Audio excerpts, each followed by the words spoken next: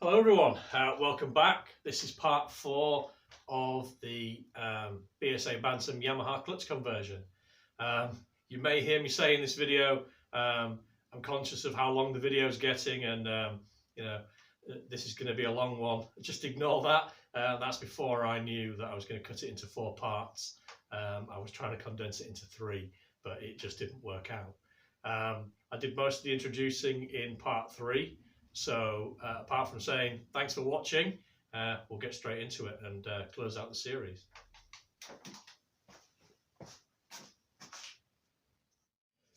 Right, we've come to the really riveting part of the video. You see what I did there? We're going to do some riveting, and we're going to go through tooling and materials that we need to do this job. And I'm going to do this with a view to what the average home workshop contains, so that anybody wanting to do this job themselves can crack on and do it. I do have some, because of my background in my industry, I have some specialist tools, but we're not going to use them. We're just going to do the job with what most people would have in their workshop. So first of all, you need a nice stable platform, a nice big riveting dolly, and this is just a lump of stainless steel I had in the scrap box. I've blended the edges so it's nice and smooth. We don't want any digging, any sharp edges. There's a slight crown to the top, very, very slight crown. It's not perfectly flat. And then I've gone over it with some abrasive paper and just made sure that there's no scratches or anomalies, because anything you can feel with your fingers are going to transfer themselves into your work. So, make it as smooth as you're prepared to accept, basically. So that's our platform, and we're going to use that to support our work, something to rest on, and it's going to be really the primary reaction component in this procedure, because this is giving us the backup on our rivet. It's not going anywhere, so once we start to react against that, our rivet's going to squash down and do what we want it to do. The slight crowning is so that it doesn't dig in. Basically, you don't want to end up with a ring on your work here caused by the edges of this. So, whatever we can do to try and avoid that, we'll do. So that's how we're going to do it. We're going to sit that on there, and then we're going to smack this bit with another tool. As you can see, I've got this gripped together, clamped together with this skin pin. It's basically just like a nut and bolt, really. It's a clamping device. If you haven't got anything like this, because it would be quite awkward to get a clamp in here, and probably would be in your way when you're doing your riveting, just use machine screws, a couple of machine screws and nuts, and just clamp it all together, because what we want to avoid is gaps. We don't want any gaps around our work when we're riveting, because if there's one thing that rivets love to do, it's react into gaps, and we want the reaction, all the reaction, to form up here. We don't want any of it to form in the crevice. And yeah, it's just their personality. They like doing it. If you leave a gap, it's going to do it. So get everything nice and tight. I've also put a jointing compound between the steel and the aluminium. This thing's going to run in oil, so the chances are we're not going to get any dissimilar metal corrosions. But I don't know how long this is going to be laid up before I rebuild the engine. So just to make sure we don't get any horrible white stuff growing in there, I've used a jointing compound. You could do the same if you want. Anything that you like to use between metal components, a Loctite or something like of that sort of ilk, you can use. You don't have to. If you're putting it straight into an engine that's going to be full of oil, you probably don't need it. But there we go. So there's our assembly. Let's talk about rivets. This is what we're going to be using. It's a 100-degree countersink rivet. This is a standard aircraft rivet. They're made of a special alloy. This is a structural rivet, which means it work hardens as it goes down. Basically, once it's work hardened, it has a similar tensile properties and similar shear properties to low carbon steel. And that's really what we want. We want something quite ductile. We don't want something that's going to fracture under shock loads. So, you know, we don't want anything that's kind of brittle or high carbon. So that's why we're using these rivets. These are called DXJs. They're probably not going to be available to you outside of industry. However, if you go online, you go on eBay or whatever your favorite means of getting materials happens to be, you can buy steel, plain steel countersunk rivets, and that's what I would recommend you use for this job. Don't use the pure aluminium rivets that are online because they're going to be too soft. Yeah, the steel ones will do the job. They're going to be reasonably easy to form, and they're going to have the shear strength that you need. So without further ado, we will get on and do some riveting. So let's talk about the tooling that we're going to use to put the rivets down. Well, you could use one of these. That's a pneumatic rivet gun. This is a McDonald. That's from the 1950s. I love this tool. An old guy gave this to me many years ago, and I've treasured it ever since. It works a treat. Absolutely. It's got a lovely trigger on it, nice and sensitive. However, you're probably not all going to have these in your toolkit, so we're not going to use that today. We're going to use good old-fashioned parallel punch and ball peen hammer, and we're just going to do it manually, and we're going to do it reasonably quickly because, as I said, these rivets do work harden, and you want to hit them hard, not often, because otherwise you just end up with a partially formed rivet that's going nowhere, and you're belting, you know, belting the heck out of it, and it's going nowhere. So we need to put them down reasonably efficiently, but also obviously we need to take care not to slip off and do any damage. So I'm going to go and get my my willing assistant, and we'll do some riveting. Right, we're going to put the first rivet down. Apprentice Edward is here, and he's going to keep this nice and flat. Or tilted a little bit there. Right in the middle of the, come in a bit, you've got some flex in your arms, that's it. Right in the middle of the dolly, nice and flat. We've got about 1D, 1 times diameter, sticking out here. That's a little bit short. Normally for a rivet this diameter you'd want 1.5D, but the thing is we want to make sure that we clear the Kickstarter ratchet when we're all the way down. So we're compromising a little bit. We're going to have 1D, but that's going to be perfectly adequate. Now make sure we've got no rock. Nice and flat. We're wandering a little bit, that's it, just stay right in the middle, nice and flat, and let's put this rivet down. Here we go. And it's going.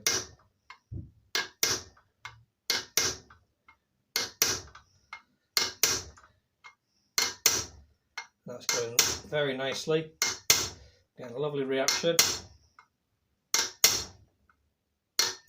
I can tell Edward's keeping it nice and flat because I'm not getting any rock, and I'm going to put it down as far as I possibly can. I can feel it work hardening now, and you can probably hear, I don't know if the camera's picking it up, a slight change in the tone as it gets harder to work.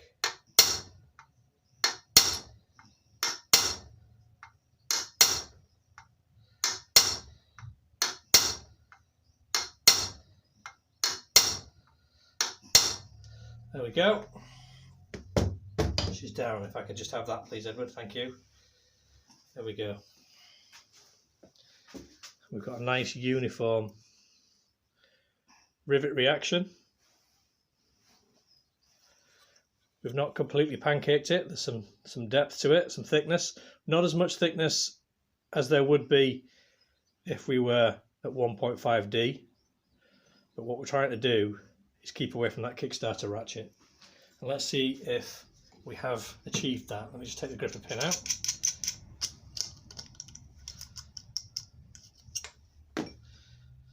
Make sure we've got a bit of clearance. Yep, nothing at all wrong with that. So that's our first rivet done. So look at the other side. Yeah, perfect. got a good apprentice. No marks. Slight discoloration on the head where the passivation is worn off slightly, but that's normal. But we've got no telltale marks, no rings or anything like that around the rivet. So that will do the job. And we're going to do the rest of them off camera because this video is getting really long. But I want to, get everything that we can, everything that's pertinent to you to do this job into the video. So we're going to carry on and then we'll come back once we're done. Right, we're looking at all the component parts that we need to put our clutch back together. And we finished off the riveting. Edward and I think you'll agree, that's a fairly tidy job. You want to be able to just feel the countersink rivets ever so slightly. You don't want them shrunk below the surface because then it makes them difficult to rivet without damaging the outer surface. You don't want them sticking up so that they're going to not be gripping properly and also cause clearance issues. So that's about right. And then on the other side, I've taken the liberty of refitting the circlip that holds the Kickstarter ratchet in position, but you can see we've got nice, even and uniform reactions. So that is going nowhere. Kickstarter ratchet is free to move with no hindrance. So that's that job done. We've got all the other bits laid out. We've got the clutch cover or pressure plate. We've got our splined sensor hub, and got our clutch plates here. Thrust bearing nut. This is the BSA spring and cup for the Kickstarter ratchet, and then we've got our push rod. There's a ball that fits in the clutch actuating mechanism, so I've just put a 1/4 inch recess in the end of the push rod that I've manufactured. I may do the same on that end because I may use another 1/4 inch ball between the push rod and the part of the push rod on the Yamaha pressure plate. I'm undecided yet. I don't like the idea of those two just basically rotating against each other. I think if there's a ball in between them, it might make things a little bit better, but we'll see. That's a decision to make a little bit further down the line. For now, we've made our push rod out of silver steel or drill rod if you prefer, and we've recessed it at the end on the lathe for the actuator mechanism. So there we go. You'll just need to cut that to length to suit your engine. I found that it was, I think, 21 millimeters. Let me just check my notes. Let's have a look.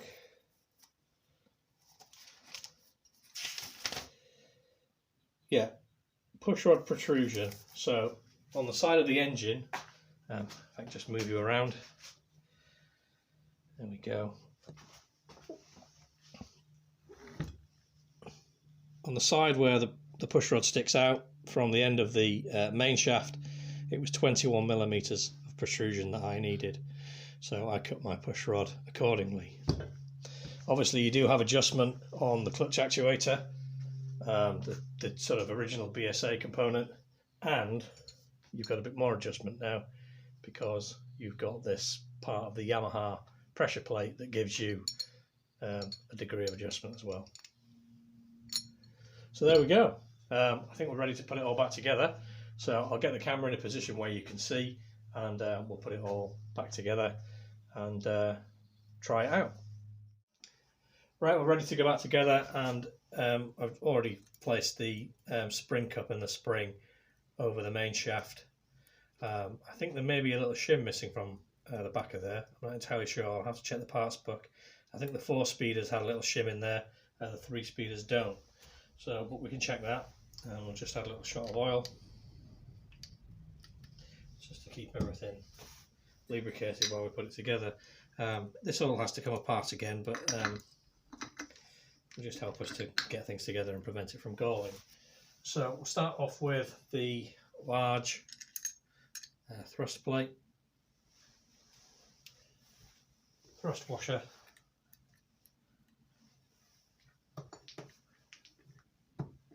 thinner of the two thrust plates, and then the hub with the bonded shim.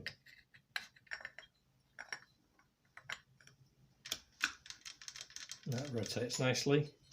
I've modified an old Yamaha tab washer so that we can get the clearance right. I will get a new one when I rebuild the engine and it all goes together for the final time, but just for now this will do us.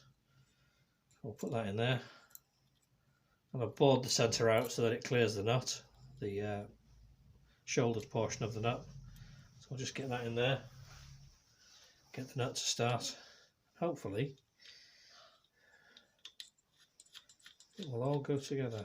You probably hear Edward yawning in the background. I think we're boring him. Never mind. And I haven't got a clutch holding tool for this particular clutch. I'll have to make one. We'll just give that a little nip. And hopefully, yep, that rotates freely, and we can start putting the plates together.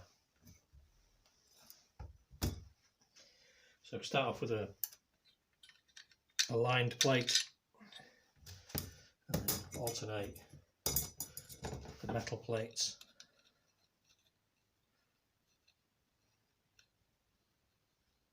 If I can get it to go in. There we go.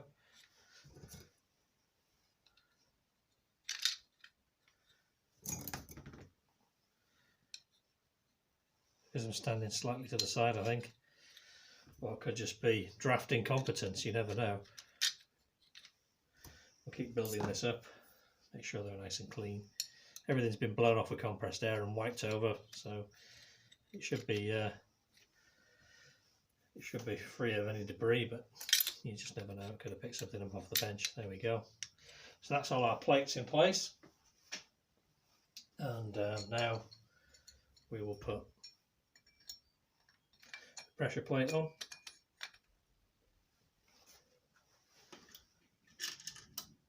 And our springs. I think when I build this engine, I'll fit a set of heavy duty clutch plates. EBC do a set of plates, I think. Operated plates. Probably don't need them, but we might as well put new plates in. And I think you can get operated springs as well. I'm not entirely sure. So we'll get all the screws started.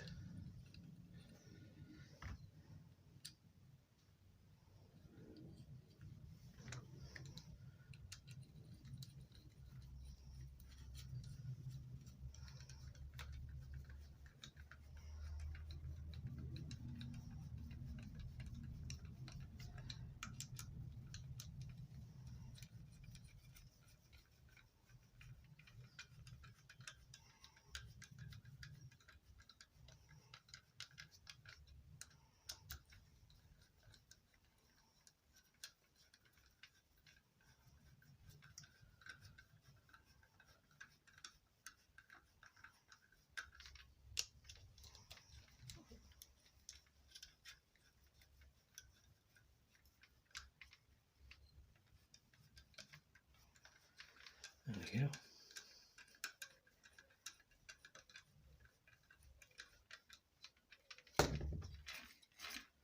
And there's our clutch back together. So all that remains is to pop our push rod back in, and we'll slave the clutch cable from the D7 back in, and we'll give it a try. Right, so here we go for our demonstration then. I've set the cable up from the D7 so that we can operate the clutch, and set some play, a little bit of play, and we'll give it a go. And there we go, one Yamaha clutch operating in a BSA, and we can see that there it's clear, and there it's driving. So our clutch is clearing, and then it's driving. So I think we'll call that a success. I'll just get the engine back over to the bench and we'll just recap some of the points of this conversion, and then I think we can call this series done. Well, it took a bit of work, but I think it's been a successful project. We've achieved our objective. We've fitted our Yamaha clutch to the BSA D10 engine, and although we can't test it because we're quite a good way from having a running engine, I see no reason why we won't achieve the same degree of success that other people have achieved with their conversions. And as I mentioned before, there's quite a few of these running around. From the outset, I wanted to add a bit of a retromeccanica stamp to the job. The way I see it, this conversion comes with a little bit of baggage, a few compromises, and it was my intention to iron a few of those compromises out. Not detracting from anybody else's work. I just wanted to approach it from a slightly different angle, really. The most notable deviation has been the way we've done the splines, by using the insert manufactured from a BSA, an old BSA hub.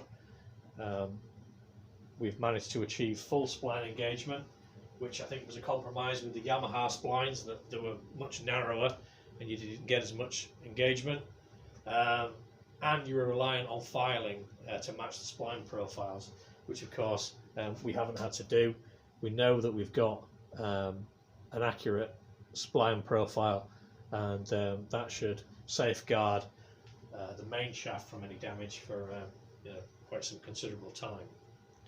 That led on to the special nut. I know that other people have done that as well, but I think that using the insert afforded us a little bit more space. We were able to get full thread engagement, the nuts in safety, and we're able to use a modified Yamaha tab washer, and we can lock the nut in the same way that Yamaha intended it to be locked. So again, that's a bit of a win. The bonded shim, I wasn't keen on this material, this soft aluminium alloy, running on the hardened material of the thrust bearing. So we used the hardened shim. That's given us a good friction pairing, and it's given us a good surface to run on. We don't have to worry about the aluminium hub in there wearing, and we don't have to worry about sparkly oil changes in the future, hopefully. So that's again another compromise that I think we've managed to do away with. And then just from a personal preference, I didn't want to use separate shims to get the clearance. I wanted no extraneous parts in there, more than there would be on an original setup. So we increased the thickness of the thrust plate in the thrust bearing, and that's given us the clearance that we need. And we don't have to mess around shimming it. We've got no extra parts in there. So again, that was more of a personal preference, but I'm happy with the way that that's turned out. Moving forward, I did notice that there's quite a lot of throw when you operate the clutch. This moves out quite a long way, and of course we're working with the BSA clutch actuator, and the ratio of the clutch actuator, the ratio of the worm, is designed for the BSA clutch. So I think if I just move the camera ever so slightly so you can see a little bit more, there we go. I think there'd be some value in making a new clutch actuator and modelling it on the original Yamaha ratio, so that we get the amount of throw that Yamaha intended for their clutch rather than the BSA ratio. I also think that we should do it with a cable up here, so that the cable comes out at the top. At the moment, the cable goes in through the bottom of the engine, and on something like a trials bike or a competition bike, it makes it difficult to access, particularly if you've got a sump guard fitted. You get a broken cable during a competition, you could have problems changing the cable, and also mud and dirt and everything that's going to get thrown up is all underneath the engine. So I think a neater solution would be to bring something out through this casing here and have the clutch cable up here, and utilise the Yamaha ratio. So that's a future project. That's something for me to get my head around. I hope that you've enjoyed watching the videos and that you've got something from it. If you do your own conversion, I wish you every success with it. Hopefully my videos will give you a bit of a steer in the right direction, and you know, you may come up with some improvements, and you know, you may find some compromises yourself that I haven't ironed out and that you can get rid of. And you know, if you do that, you know, appreciate an email or a comment on the videos and let us all know how you got on. Similarly, if you like what I've done and you want to you know, publish anything or you know, use my design, please feel free to do it. But you know, I would appreciate it if you credit the channel and credit my work. That would be very kind of you. Right, we'll close it out with that, I think. As ever, thanks for watching. Thanks for subscribing. If you haven't subscribed yet, please do consider it. It'll help the channel out. And I'll see you on the next video. Bye for now.